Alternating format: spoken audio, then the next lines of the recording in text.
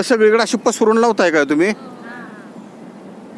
आता किती किती दिवसाची रोप आहे ती? रोप किती दिवसाची आहे आता ही?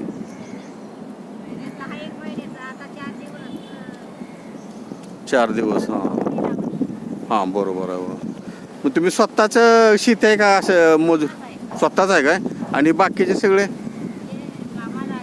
हां कामाला आलेत. किती हजेरी आहे आता तुम्हाला दिवसाला अशी भात शेतीची काम करायची किती हजेरी आहे? एका महिलेला 250 रुपये.